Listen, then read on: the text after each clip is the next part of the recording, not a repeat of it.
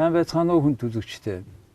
Өнөөдөр манай дефакто нэвтрүүлгийн зочноор олон улсын бие даасан зөвлөх эрүүл мэндийн удирдлага менежментээр Нагоягийн их сургуульд мастер хийсэн хатагтай Раднаабазарын Жаргалмаа оролцож байна.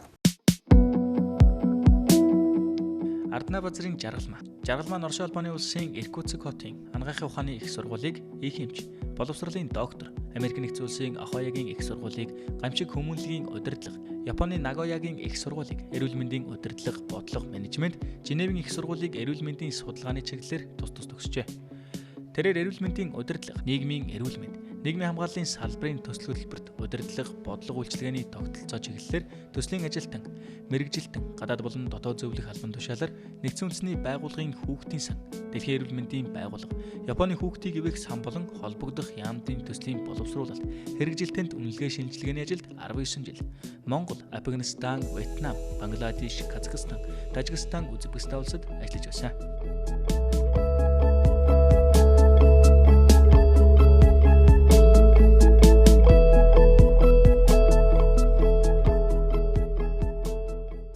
За сайн байна уу та? Сайн байна уу? Сайн байцгаана уу? За та энэ UN энэ нүүбийн шугамар, UNICEF-ийн шугамар Вьетнам, Афганистан за мөн бас энэ нүүбийн өөр нэг байгууллагын тухай тийм хойд энэ Бангладеш энэ олон орнуудад явж нүүбийн хөтөлбөрт оролцсон хүн. Эрүүл мэндийн удирдлага менежмент ялангуяа ийм одоо байгалийн онцгой одоо зовлон гачаалт болсон үед одоо яаж улс орон менежмент хийдгийг мэдхээс гадна өөрөө яг амьдрал дээр нь оролцож явж ирсэн хүний хувьд хоёулаа эхлээд ер нь энэ байгалийн энэ янз бүрийн осол гарч штэ. Тэгээ ийм тохиолдолд улс орон аль зэрэг бэлэн байдгийн бэ? Манайх аль зэрэг байдгийн болоо? Газар хөдлөлт байна, олноор нь мэдээж чинь юм болоогүй багт нь хамгийн их ярих хэрэгтэй штэ. Тэр утгаараа та өөрийнхөө бодож явдаг юм хэлж өгөөч ээ. За ер нь бол онцгой байдлын үе, гамшиг ослын үеийн менежмент төлөвлөгөө тий бэлэн байдал бол хамгийн их чухал асуудал.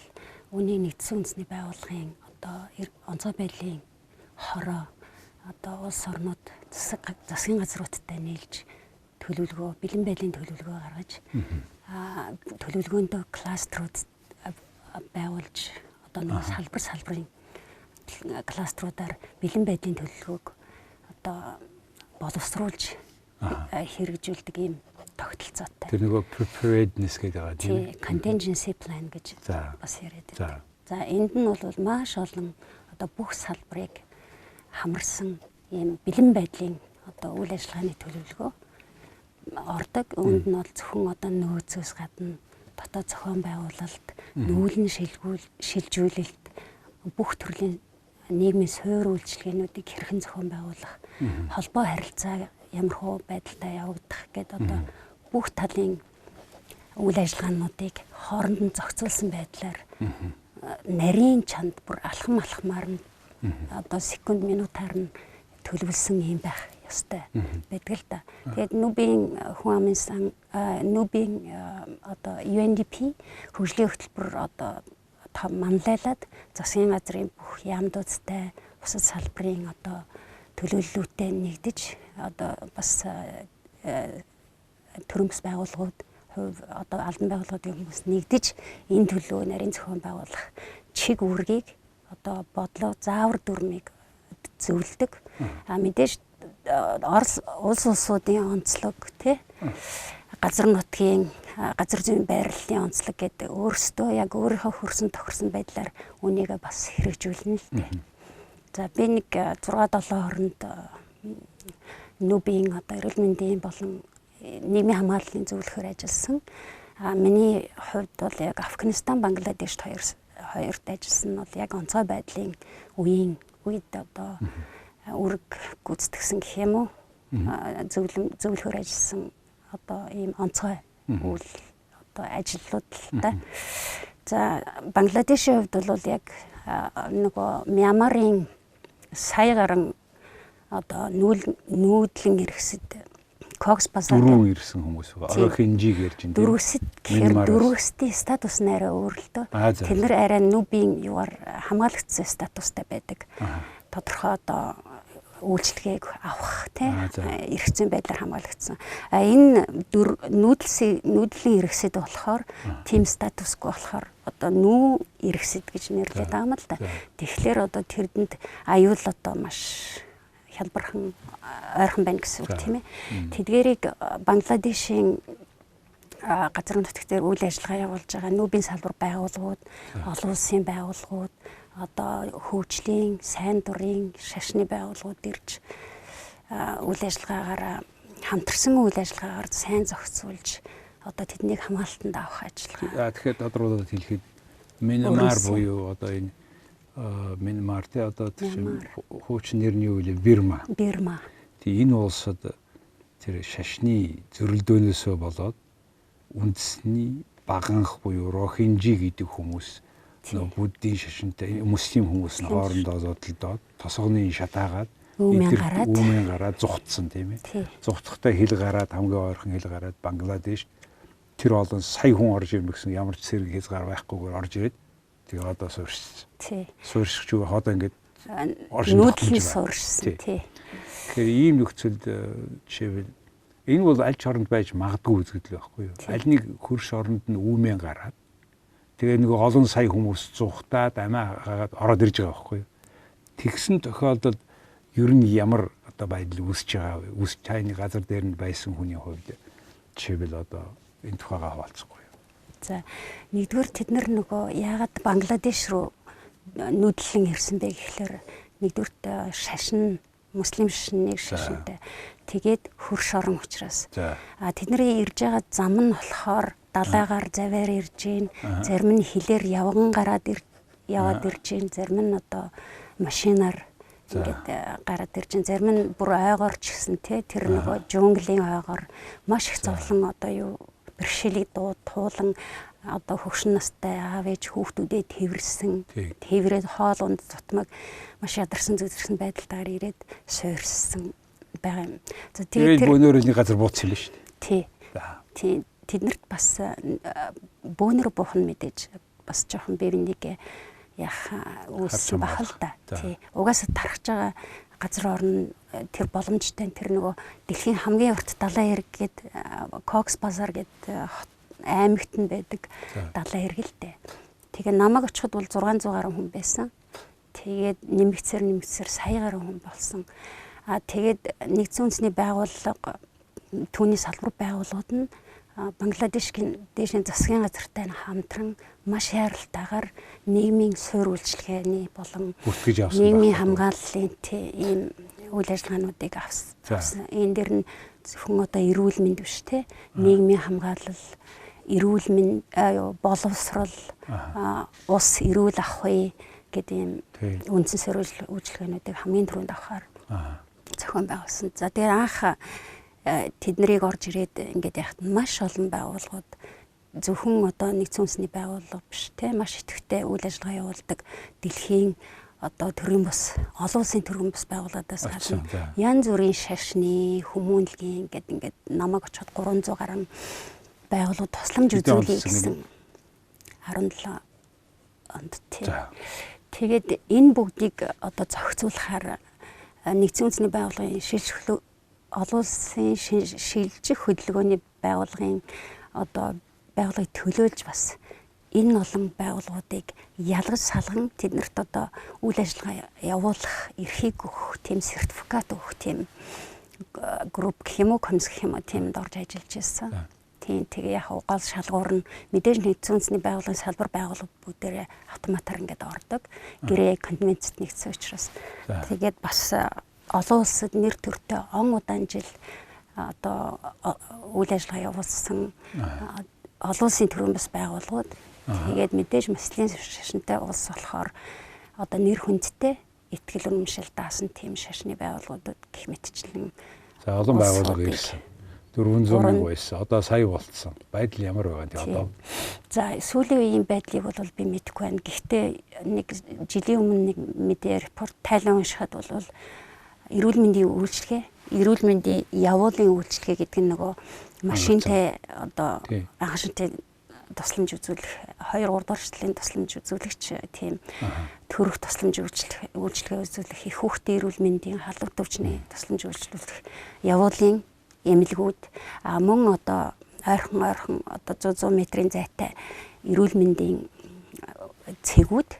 ахуй нөхцөлийн жорлон энэ яаж хангах вэ? Тэрийг нөгөө олон улсын байгууллага нэгдсэн байгууллагын салбар байгууллагууд нийлж одоо газар нутгаа хуваарлан өөрсдийнхөө санхүүжилт юунда тохируулсан тийм юугаар хувааж аваад одоо 10,000 хүнд тэдэн жорлонч гэдэг юм уу те тэдэн одоо худаг те тэдэн усны машин тийм одоо усны одоо ахуй үйлчлэгээ гэдэг штэ.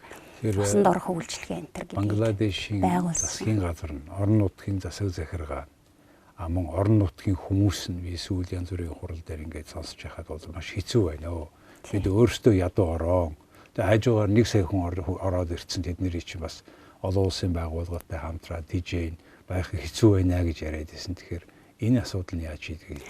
Тий, үнэхээр энэ сая хүн гэдэг чинь одоо маш их хүн тэр бүгдэд зөвхөн нийгмийн суур үйлчлэгээ, эрүүл мэнд боловсрал, эрүүл ахуй одоо юу гэдгийг хамгааллын үйлчлэгээ үзүүлэхээс гадна бас тэнд чинь маш олон нийгмийн одоо ажиллагаа харилцаанууд явагдаж байгаа. Тий. Одоо юу гэдгийг төрөлтөөс гадна одоо гэр бүлийн харилцаанууд, хүчирхийлэл, тий, цэрэг цагдаа хамгааллын байгууллагуудын зохицуулалт маш их хэрэгтэй. Тэгэхээр энэ дэр маш их зардууд гарна. Яг хөө биднийг очих үед ихэнх үед байсан юм болохоор хямд төсөр одоо майхнуудаар гэр эмнэлгүүд байгуулах ч юм уу тий. Бамбуу модоор одоо ийм жижиг башин бариад ингээд эрүүл мэндийн үйлчлэгээ, ийм тариа хангах анхшдны цэцлэмж үйлчлэгэнд хүртээмжтэй болгосон.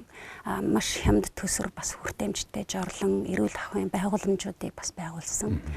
Гэх мэтчлэн за зам харилцаа дид бүтцийг бол одоо чулуугаар тий бамбуу мотор гэл ингээл худаг ус гээд одоо зөвхөн эрүүл мэндийн үгүй нийгмийн суур үйлчлэгээний төхөр одоо байгууламжаас гадна дид бүтцийн байгууламжууд одоо тэр сая хүн дотор ч бас хаанаас тий им тариа имлэг хаана хувь тэмдэглээх мэтчлэн их нарийн юунуудад маш их зардал гарна л та. Тэгэхээр энэ нөгөө эргэлтийн одоо тэр чинь амьдрал өрнөж байгаа болохоор хөрөнгө бас мэдээж Бангладешийн төсөв юунд нь үнэхээр одоо нуруунд дээр нь ачаа нэмж байгаа гэсэн үг болохоор энэ дэр үнэхээр санхүүжил зохицуулалт хэрэгтэй байгаа. За одоо та бүхэн чигээр байгалийн ийм юм энэ хүний бий болгосон. Тий. Улс төр шашны бий болгосон шалтгааны чөлдөө мөргөлдөөнөөс бий болсон хамгийн олон хүний үйлдэл бол нүүдэл боллоо тий. Афганистан.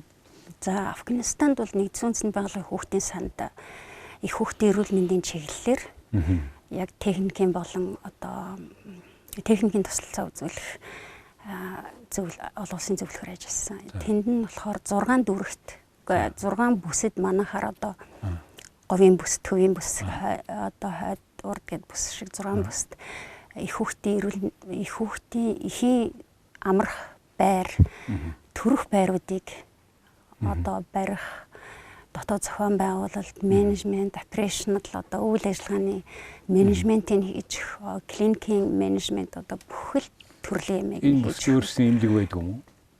Бага. Гэхдээ нөгөө эхийн амрах байр гэдэг нь яг гэр эмнэлэг хоёрын хоорондох хүндрэлтэй жирэмслэлт ч юм уу дутуу дүрсэн нэрийг хэсэг хугацаанд байлгах одоо гэр бүлтэйг байлгах тийм одоо их хүүхдэд ээлтэй тийм орчин гэдгээрээ нэгдсэн үндэсний байгууллага хүүхдийн сан эрүүл мэндийн дэлхийн эрүүл мэндийн байгууллагын санаачлагалтай олон оронд хэрэгжиж байгаа. Манай оронд ч гэсэн эхийн амрах байр гэж нэрлэгддэг юм байрууд байгаа. Манайх баг тэргүүлэх одоо хэрэгжүүлсэн тэргүүлэх орнуудын нэгэнд жишээ сайн жишээ. Ер нь бол аймаг болгон төрөх эмнэлэг аймгийн төвийн эмнэлэгт энтерт байгаа. Төрөх төгссөн эмэгтэй очоод амарч байгаа. Хүндрэлтэй тий. Хүндрэлтэй тий. Төрөх ч юм уу ямар нэгэн эрүүл мэндийн бас хавсарсан өвчтэй их төрөхөд бэлтгэгдсэн. Эсвэл одоо дутуу төрсөн, жин багтай төрсөн одоо өвчлөлтэй төрсөн. Тэгэхээр ийм нэрийг байлгах. ийм нөхцөлд та ингээд ажиллаад яваад ирсэн байна. Тэгээ одоо иймэрхүү одоо энэ онцгой байдал, гамшиг, осол ийм болох үед төрөө ярьж та нөөцөөсөө гадна тухайн орны иргэдийнх нь мэдлэх хэрэгтэй байдаг юм а гэж тийм. Мэдлэг, дадлага энэ тал дээр одоо бид юу хийх, аль зэрэг бэлэн байна энэ улс шин. Ер нь онцгой байдлын болон гамшиг ослын үеийн энэ салбарыг ер нь баг шинжлэх ухаан тийм засаглал маягаар авч үзэх юм шатанда орж ийн л да ер нь. Тэгэхээр ерөөсөө засаглал гэхээр чинь одоо ил тод байдал авилгаас ангид байх, нийгмийн хариуцлага өндөртэй байх, зарцуулалт хяналт сайн байх гэх мэтчлийн юмнууд орчиж байгаа. За тэгээд төлөвлөлт энэ санхүүжилт гэхээр энэ бараг л тогтолцоо болчихл хөгжиж байна л да. Тэгэхээр энэ дээр болох нь зөвхөн бэлэн байдлаас гадна байнгын сургуулилт, байнгын нөөцийн тодотгол, байнгын нөөцийн шинжилэл, одоо бусад харилцаа холбооны бэлэн байдал, тоног төхөөрөмж, тээвэр, зам бүх юунуудыг одоо бэлэн байдлаар шинжилж тодтогч ингэж явах хамгийн чухал байгаа юм. За яг хөө манад мэдээж нүүбийн энэ кластеруудтай нэгдсэн одоо засгийн газруудаас онцгой байдлын комисс гэж байна те. Комисс дээр мэдээж салбарын штабууд байгаа. Тэд нар бүгдээрээ хамтраад энэ төлөвлөгөөгөө гаргасан байгаа бах. Тэгээд нөөц хүнс болон хүнсний нөөц гэж гол нь энэ үед авч үздэг. Энэ нь яг бэлэн ч юм уу нөөцийн одоо хүнсний бас нөөцүүд бол бэлэн байгаа байх. Гэхдээ би тодотгол хийгээд те шинжилээд ингэж яа гэдэг нь арай тутмаг байдаг юм уу да гэж би бодсон. Бас энэ нөгөө засгийн газрын одоо тогтвортой байдал их чухал байна л да. Бас нэг нэн түүний хамгийн чухал асуудал нь болохоор энэ гамшиг ослолт өртөх нь иргэн бүрт хамаатай. Иргэн бүрийн одоо social order баг оруулмаар тий нийгмийн одоо хэм хэмжээ хариуцлаганд ч оруулмаар ийм асуудал зөвхөн иргэдээс биш бас төрийн байгууллагууд, төрийн бас байгууллагууд, аж ахуйн нэгж компаниуд бүгд энд хамаарч өөр өөрсдийн төлөвлөгөөгөө ингээ боловсруулж сургуульд явуулах үүрэгтэй байдаг. Яг уу аж ахуйн нэгжүүд, байгууллагууд бас сургалт явуулж төлөвлөгөөг нь боловсруулцдаг ийм төрлийн бас байгууллагууд, сургалтын байгууллагууд тий байдаг л да. Сургуулиуд дээр онцгой байдлын аюул ослын, гамшиг ослын үед арга хэмжээ авах хэдэн сургуулиуд дээр одоо хүүхдийн сангийнхан бас сургалт явуулсан, цэцэрлэгүүд дээр явуулсан ийм үйл ажиллагаанууд байгаа. Гэхдээ яг иргэдэд яг хүрсэн ийм одоо яг насанд нь тохирсон, бүлэгтэн тохирсон ийм сургалтууд бол би яг иргэн хүний хувьд бол яг хороонд амьдардаг хүнийхээ хувьд бол би өөрийн бие дээр гэр бүл дээр мэдээгүй байна л та.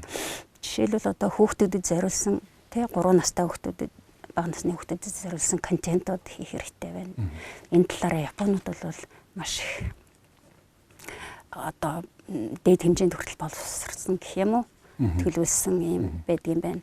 За сургуулийн насны хүүхдүүдэд, ахлах ангийн хүүхдүүдэд гэдэг ингээд янз бүрийн контентор тий эсвэл одоо сургуулиар нь дамжуулаад, цэцэрлэгээр нь дамжуулаад байнгын зохион байгуулдаг. Инхээр одоо бүр нэг дадал болохоор газар хөдлөвөл яах вэ тий? Үеэр болвол яах вэ? Тий.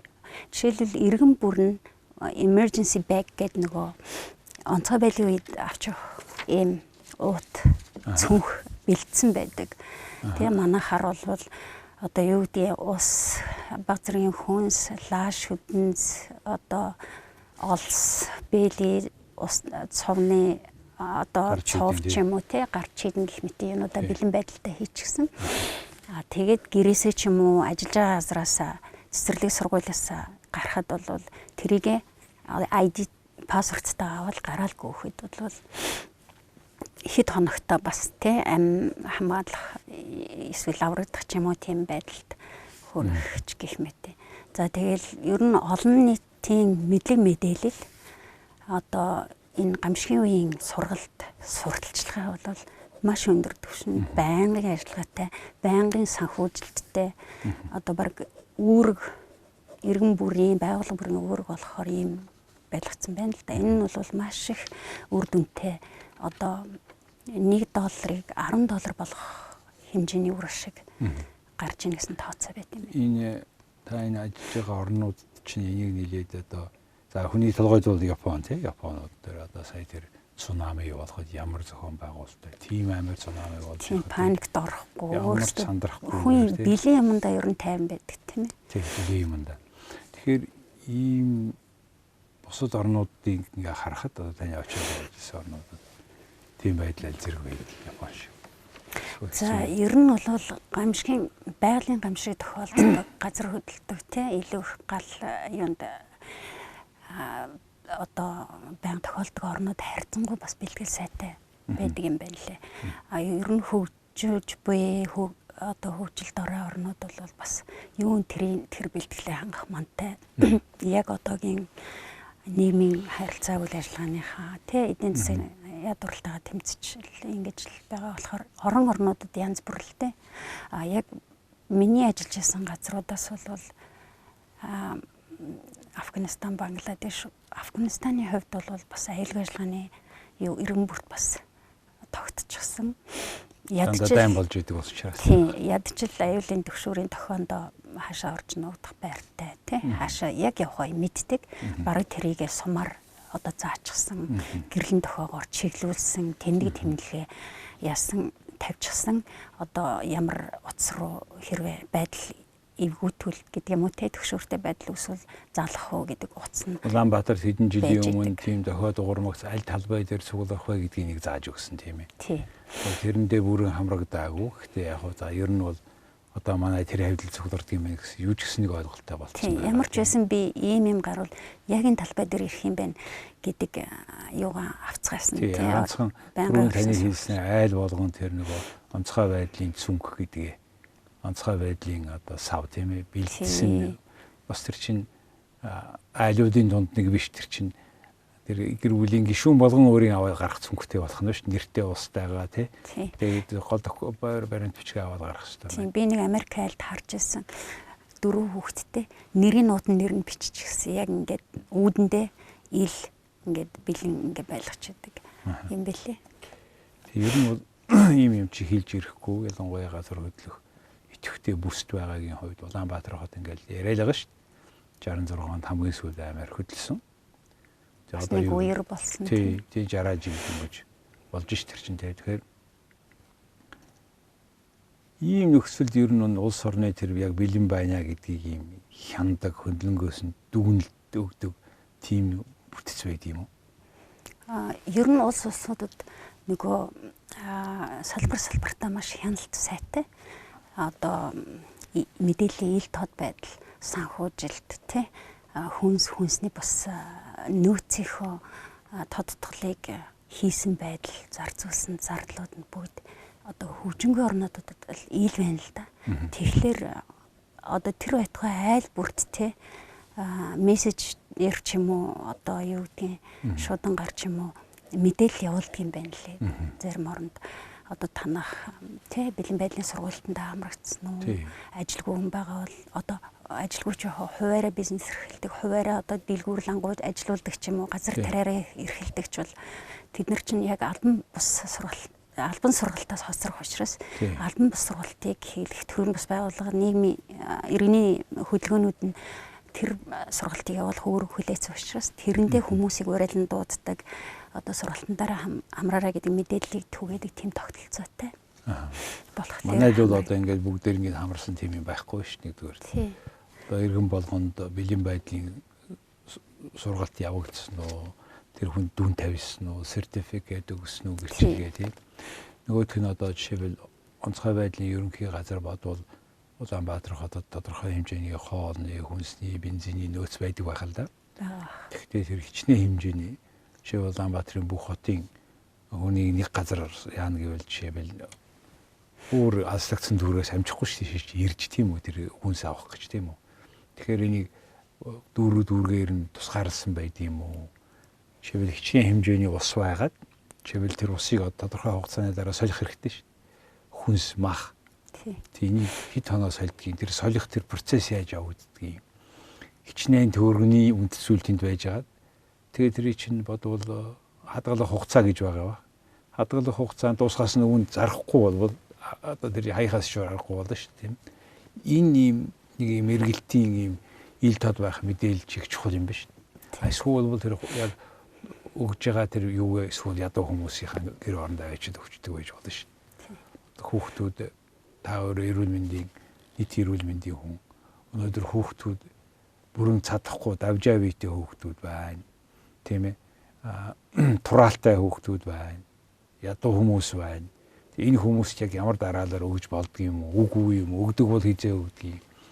Энэ мэдээлэл ч одоо ингээд нэг таах төдийдл байна да тийм. Ил тод мэдэхгүй юу болж байгаа хаана ус хүрх юм уугүй юм. Энийг одоо ер нь ямар юм бэ? Ер нь бол би бас түрүү хэлсэн төлөвлөгөөнд оруулах хэвээр хүнсний бүтээгдэхүүн хүнсний бус онцгой байдал гамшиг ослын үед хүнсэр хангах тий хүнсний бус гэдэг нь одоо хүнжил тий цов одоо юу гэдгийг усны тийм дулаан юу эднэрийг угаасаа нөгөө би түрүүн тодотгоно гэж яриад байсан. Төсвөрөө тодотгож яах тийм юугаа одоо санхүүжилттэй төсөвтэй тусгаж өгсөн байх хэрэгтэй л доо. Тэгээ хугацаа нь хэтэрсэн, хугацаа нь хэтэрээгүй гэр нь ялгаад шинжилж байх ёстой. Энэ бол угаасаа байх ёстой. Тэр тайлбар нийл тод баймаар юм уу? Тий. За түрүүн та нэг нүүдэл нь шилжүүлүүлгээл ярьлаа.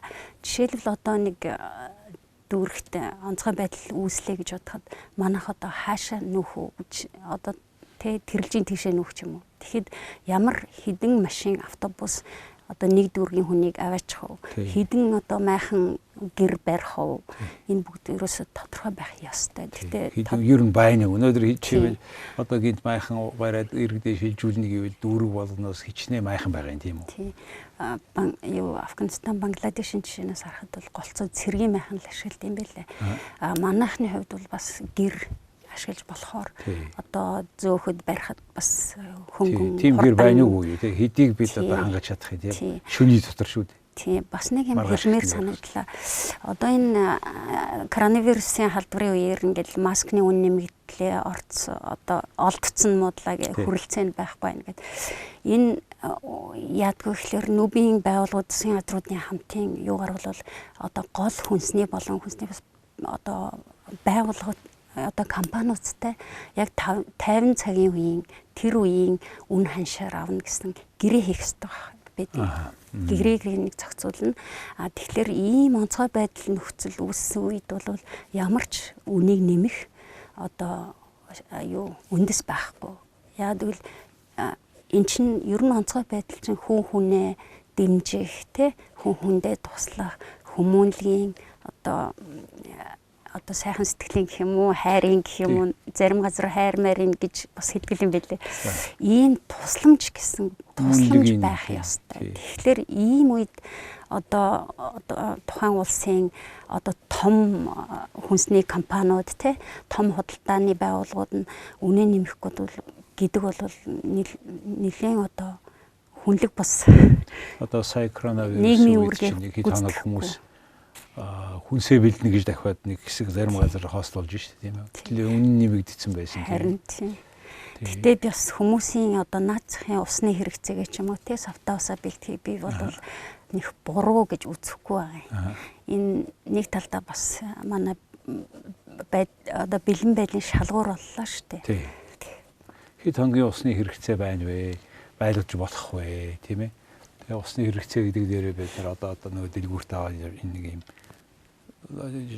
пластик лонхоор наваа явах гэдэг шүү дээ. Тэгээд энэ одоо хичнээн хэмжээ байх юм. Тэр нөгөө emergency bag гэж ярьж шүү дээ. Айлын тэр онцгой байдлын цүнх гэдэг тэр дотор хэд орсон байх хэрэгтэй юм тийм ээ. Тэгээд ер нь их сонин юм таны өнөөдөр ярьсан ийм олон улсуудад ийм хэцүү нөхцөлд нь ажиллаад ирсэн Монгол хүний хувьд яг энэ өнцгөөс нь харж ярил илүү сонирхолтой болов уу гэж таныг урьсан. Тэгээд та энэ манай нэвтрүүлэгт ороод юу ч гэсэн хүмүүс нэг юм бодуулсан. Ийм байлээ шүү, ингэдэг юм байна шүү гэд ярих юм шаардлага байгаа. Тэгээд энийг та одоо ингээд иргэдэд танилцуулж одоо яг нүдэрээ харсан тэр зовлон дундуур нь бас цуг дотор нь орж өвдөж зовж мэдээж тэр чинь хэцүү шүү хажууд хүн. Яг биеэр мэдэрдэг шүү. Би Бангладешийн тэр нөгөө Коксбазарын 70 эргийн сая хүн дотор ороод нэг 2 цаг үнэлгээ хийгээд ороход л нэг хил 500 г турсан байсан. Тэр чинь нөгөө Бенгалийн хоолой тэр чинь жангл штэ. Тэгэхээр нөгөө маш халуун яг саунад байгаа юм шиг. хүлсэн гэл ерөөсө туслаад. Тэгээд энэ чи амьдрч ирсэн амьдрах амар хам цангаад тэгээд нөгөө нүдэрээ яг ингээд байдлыг харахаар би өөрөө кинонд орсон юм шиг л үнэхээр санагдсан. Тэгээд үнэхээр хэцүү. Тэгэхээр биеэрээ мэдэрсэн. Харин яг тийм учраас л би яг биеэрээ мэдэрсэн хүн ийм тохиолдол юу болдг юм бэ? Улс орон яах ёстой юм бэ гэдэг. Мэдээж бид бүгд ингэ яриаггүй. Гэхдээ наазах нь бид өөрсдөө хувь хүн иргэн хариуцлагатай байх. Ийм үед одоо ингээд үнэ нэмэхгүй байх. Нийгмийн хариуцлагатай хандах гэх мэт их чухал асуудлуудыг хөндлөн ш. Тэр нөгөө нөөцийнхөө маах тэр хүнсийг хэд хоноо сольдгийн хэдэн сарын дараа солих үеэрээ яаж сольдгийн гэдэг. Энэ олон нийгэм иргэд чинь мэдэхгүй байгаа асуудлууд их байна гэдгийг бас төр засгийн холбогдох хүмүүс төр дарга зэрэг нарт бас ингэж нэг талаасаа хэлж байна. Нөгөө талаасаа явж ийм нөхцөлд амьд гарах уугүй юу гэдэг хүний өөрийн хариуцлагатай холбоотой. Тэгээ сая одоо юу гэдгийг хүртэл ингэж ярьлаа.